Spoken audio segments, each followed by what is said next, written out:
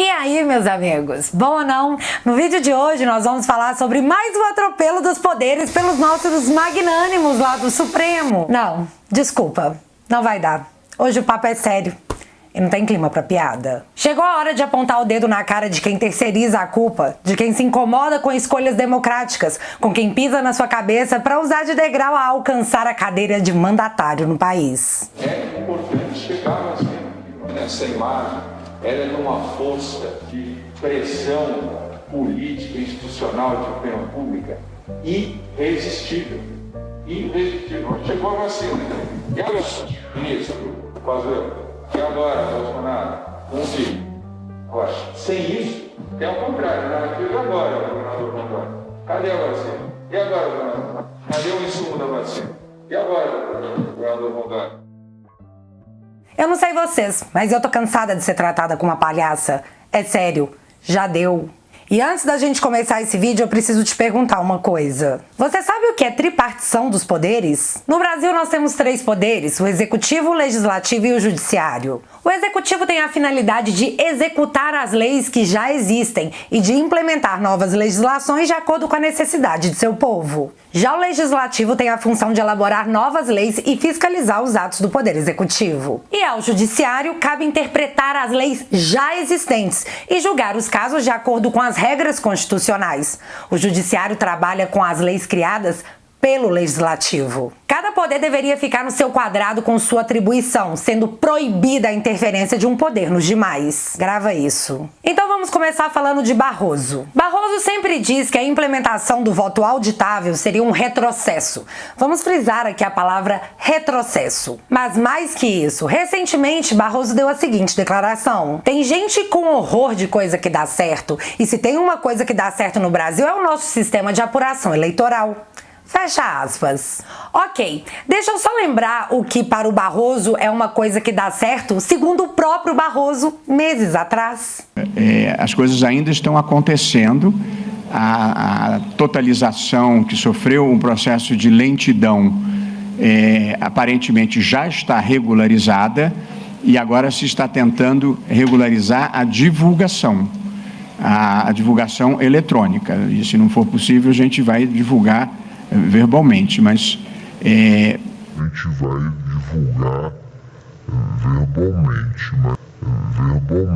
mas... Após falar tantas e tantas vezes que o voto auditável seria um retrocesso, após a pane no supercomputador, que por sinal foi contratado sem licitação, que foi responsável pelo inédito atraso dos resultados das eleições de 2020, Barroso diz calmamente que, se precisar, ele anunciaria os votos verbalmente. Verbalmente, igual se faz quando se escolhe um papa, sabe? Você quer um retrocesso maior que esse? Mas eu não vou me atentar a essa fala quase esquecida que a internet guarda para momentos de necessidade. Vamos falar do ano de 2017, onde as urnas já estavam sendo fabricadas para adotar o voto impresso que havia sido aprovado pelo Congresso. O novo layout foi pensado para atender a determinação do Congresso Nacional e implementar o voto impresso. Agora temos que acoplar também esse modelo do voto impresso. De novo, Congresso, a casa que legisla. Então eu tô mostrando para vocês que as urnas já estavam equipadas para a impressão do voto, que cairia em uma urna para quem quisesse contar.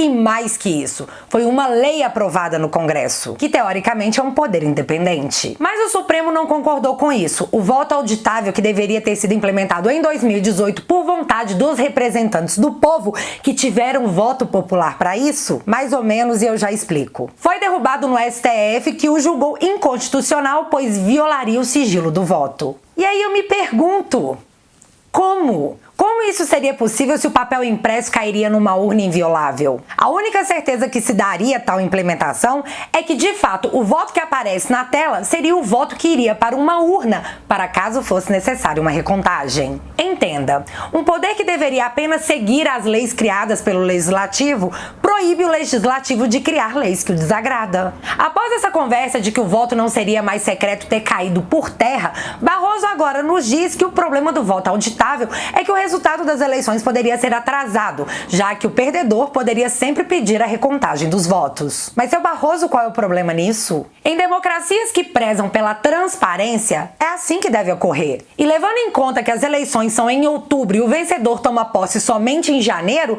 podemos combinar aí que tem um tempo para que o processo aconteça e a recontagem seja feita, certo? Se não existem mais impedimentos, qual é o verdadeiro problema? Portanto, não é o conservadorismo o problema, por mais que incomode a muitos de nós. Após a queda das narrativas do ministro para impedir o voto auditável, com o apoio da presidente da CCJ, a deputada Bia Kicis, nessa semana tivemos início a campanha a favor do voto auditável. E essa é uma pauta que o povo quer. Transparência nas eleições é um direito nosso.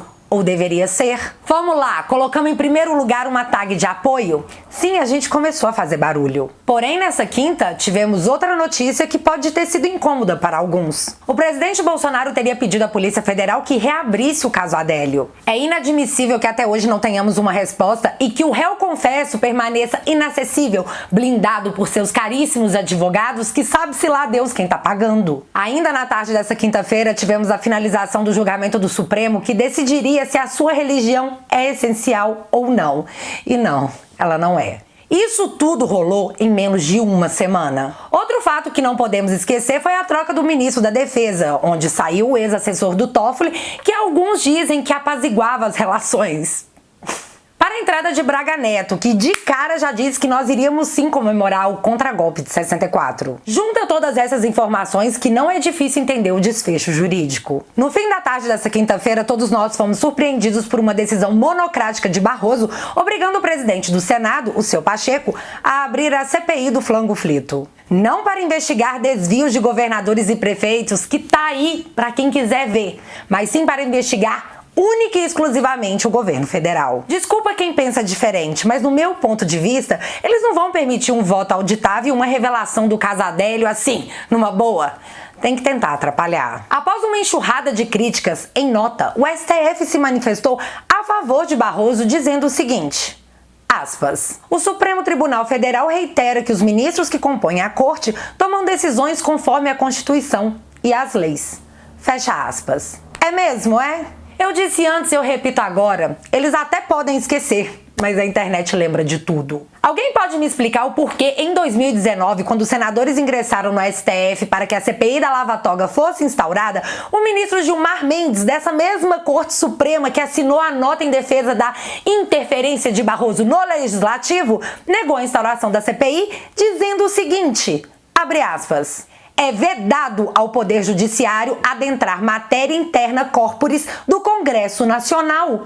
Fecha aspas. Vocês entenderam? O Gilmar Mendes se negou a obrigar o Senado a instaurar a CPI da Lava Toga, dizendo que o Judiciário não pode se meter em atribuições exclusivas do Legislativo. E isso não tem muito tempo não, gente. Isso tem menos de 2 anos. Mas para desgastar o governo federal do presidente Jair Bolsonaro, que incomoda muitos ministros, agora pode, agora tá liberado, agora o STF faz nota defendendo. A questão é que alguém tá mentindo ou interpretando a lei da maneira que melhor lhe convém. O nome disso é ativismo judicial. Se tiver moral, um pingo de moral, Mr. Barroso, mande abrir o processo de impeachment contra alguns dos seus companheiros do Supremo Tribunal Federal. E você sabe o que é pior? Eles julgam a suspeição do Moro quando muitos deles deveriam se declarar suspeitos de julgar qualquer coisa relacionada ao presidente. Né, Marco Aurélio? E disse com todas as letras que temia pelo Brasil eleger presidente da República o deputado federal Jair Bolsonaro. Galera, ano passado o ministro desse Supremo Tribunal teve a audácia de intimar 3 generais do governo para depor, alegando que, se não viessem de livre e espontânea vontade, seriam buscados debaixo de vara. Fachin, declarado apoiador de Dilma, inclusive indicado por ela, sozinho, retirou todas as condenações do Lula, alegando que não era atribuição da Lava Jato investigá-lo. Mas o engraçado é que esse mesmo Fachin, ao longo do tempo, recusou-se por mais de 10 vezes a retirar esses mesmos inquéritos de Curitiba. Por que agora? Te respondo, porque agora a imprensa quer socar na sua goela que o Lula é de centro. Sim, a Amanda, que atua como jornalista, disse isso, que o Lula é de centro. Com todas as letras. Os mais envergonhados de abrir o voto em Lula dizem que não. O moderado e de centro, na verdade, é o Ciro. Ciro, irmão do senador retroescavadeira. Votar no centro é a bola da vez. Porém, é essa mesma imprensa que me convenceu e te convenceu que o centro é o pior dos mundos, um bando de vendidos. E isso é utilizado quando a pauta é que o presidente abriu conversa com o Centrão. Qual é a coerência? Não tem. É narrativa. Pura narrativa. Temos artistas abertamente contra o governo federal eleito por mais de 57 milhões de brasileiros que, na verdade, estão chateados porque a verba pública para seus shows e espetáculos acabou. É o caso da Fernanda Torres, que antes dizia que não sentia falta nenhuma da Lei Rouanet e agora que a sua peça foi cancelada justamente porque não tem o dinheiro do pagador de impostos para bancar teatro de artista rico, chora dizendo que a autocensura já dita regras. Querem agora colocar em Bolsonaro um rótulo de corrupto que em mais de 30 anos de vida política não conseguiram. Dos 4 partidos cujos principais parlamentares receberam recursos em espécie do PT, orientaram as suas bancadas a aprovar o projeto, que fora encaminhado pelo governo. Somente o senhor Jair Bolsonaro, do PTB, votou contra a aprovação da referida lei. Eu poderia dizer para você que a culpa disso tudo é do próprio povo brasileiro que não sabe votar. Mas isso é uma mentira. Devido ao quociente eleitoral, pra você ter uma ideia, apenas 27 dos 513 deputados eleitos foram realmente ganhadores no voto. O resto foi puxado. E isso precisa acabar. Precisam ser eleitos aqueles que tiveram mais votos. E é assim que deveria acontecer em uma democracia. Mas na verdade, na minha percepção, é que isso nem faz mais diferença. Hoje, os deputados até votam algo, mas se o Supremo não quiser, ele derruba. O Supremo quer investigar alguém? Ótimo, dispensa aí o Ministério Público. Vamos tocar esse negócio sozinho. Se eles quiserem prender o deputado por um crime usando a Lei de Segurança Nacional, eles podem também. Porém, se alguém mais ousar acionar essa mesma lei, eles dizem que ela é inconstitucional. E enquanto isso, temos uma pesquisa revelada pelo Poder Data que 42% da população considera a atuação do Supremo como ruim ou péssima. E olha só, eles nunca tiveram um único voto seu para decidirem a sua vida. Eles estão lá por indicações políticas. Para garantir as conquistas e continuarmos na direção de uma sociedade justa, soberana e solidária. Nós já decidimos, dia 31 de outubro, votamos Dilma Rousseff para a presidência do Brasil. Como se esperar a isenção de alguém que chegou ao cargo que ocupa porque algum político quis assim? Não existe mais tripartição entre os poderes. Existe um poder soberano, que é o judiciário, onde esses ministros que se julgam os sabedores de todas as coisas do mundo dizem exceção que discute a essencialidade da religião, que Lutero, em 1300 ou talvez 1350, já pregava uma espécie de lockdown até nas igrejas. Lutero, na pandemia, também aqui entre 1350 e 1380, pouco antes até, defendendo o isolamento de pessoas contaminadas. Ele fala isso com uma aparente arrogância de quem sabe do que está falando, né? Pois é, mas Martim Lutero nasceu em 1483. Ele errou por pouco mais de um século. Mas indignação é algo que nos acompanha há muito tempo, desde a época em que o Barroso disse que gabinetes do STF distribuíam senha para soltar corruptos. Ou quando o mesmo Barroso disse que o Gilmar Mendes é leniente com o crime do colarinho branco. Onde é que estava o Senado para intimar o ministro a explicar essas declarações? Se o ministro tem conhecimento de crimes sendo cometido, não denunciá-los é prevaricação. Ou não é? Barroso recentemente escreveu em seu livro que ministros do Supremo mudaram seus votos sobre a prisão após segunda instância porque sofreram um lobby de pessoas que queriam que tudo continuasse como sempre foi. E para piorar tudo, eu ainda sou obrigada a ouvir o Gilmar Mendes dizer que o Brasil já foi um exemplo de saúde pública. E aí eu não consigo parar de me perguntar quando foi que isso aconteceu que a gente não viu. Quando foi que isso aconteceu? E aí, dito e exposto tudo isso, que na verdade é uma pequena parte de um osso preso na minha garganta, eles querem que eu diga amém para esses caras? Alguém consegue entender a minha indignação? Alguém compartilha dela? E para tornar tudo um pouco pior, tem o Dória. O Dória que eu não sei porque é o protegido da mídia, mas se eu disser pra vocês que ele tirou dinheiro da saúde pra alocar em publicidade, será que eu vou ser acusada de fake news? Não, pera. Ele realmente fez isso. Dória corta 820 milhões da saúde para o orçamento de 2021. E enquanto isso, repassa mais de 100 milhões em 2020 para a TV Cultura. E se você achou isso muito, calma. O desse ano, 2021, é ainda maior. E como o que é ruim pode sempre piorar, ele ainda aumentou em 69% os gastos com publicidade, injetando quase 154 milhões de dinheiro público em plena pandemia para sua autopromoção, num valor que é o mais alto dos últimos 5 anos no estado. Após aumentar tudo quanto é tipo de imposto, inclusive utensílios hospitalares, após retirar benefícios de idosos, após aumentar o imposto previdenciário de aposentados, no dia 15 de março de 2021, São Paulo foi colocada na fase roxa, que foi o outro nome escolhido para substituir o lockdown, que não pegava bem. Hoje é dia 9 de abril de 2021 e após 25 dias de fechamento, desemprego e desespero, São Paulo continua batendo recordes de pessoas que não resistiram ao flango frito. Sucesso! Deu super certo. Só que de forma óbvia não deu.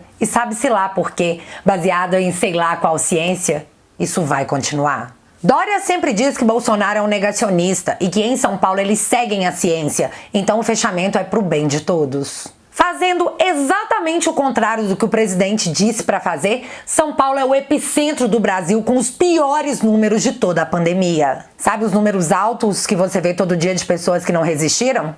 São puxados por São Paulo. E aí eu te pergunto, a culpa é do Bolsonaro como? Narrativas, apenas as narrativas da mídia que, de novo, sabe-se lá por quê, compra. E não, eu não tô dizendo que a verba publicitária recorde tem sim algo a ver com isso, porque é claro que não tem, né?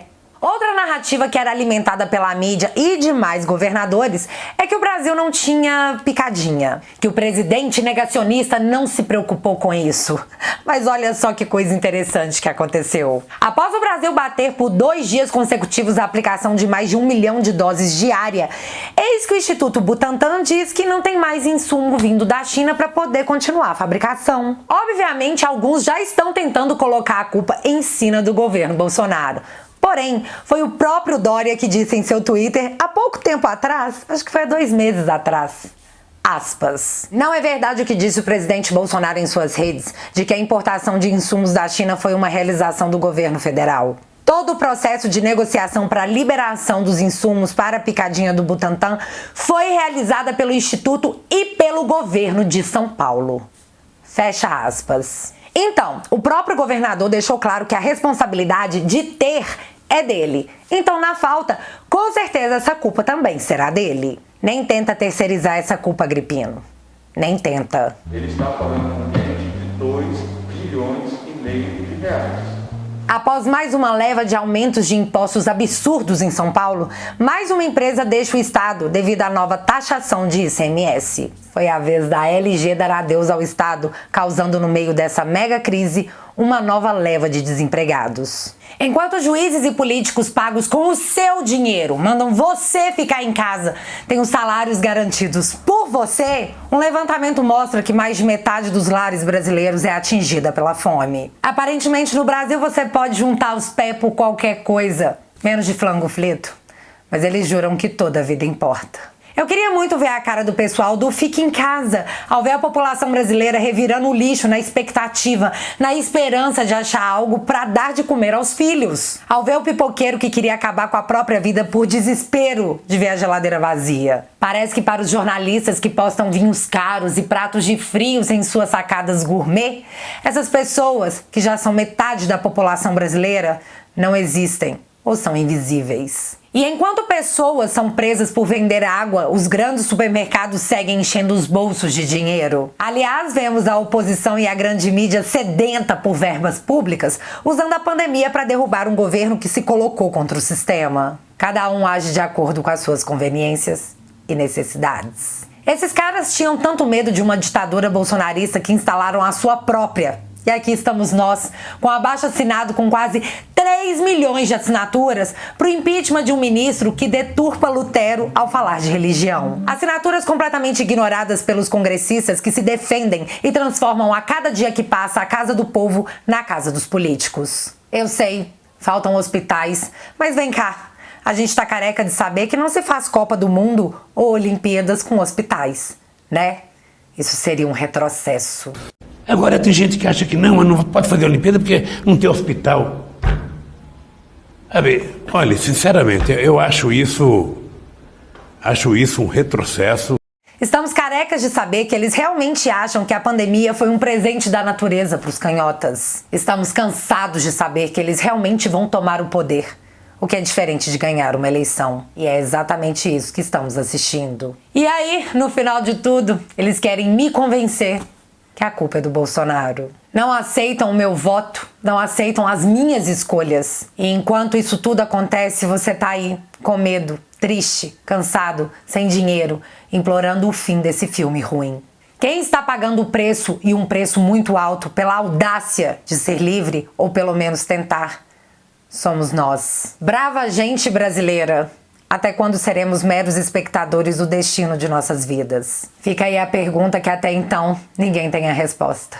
E enquanto essa resposta não vem, a gente segue aguardando, e aguardando, e aguardando.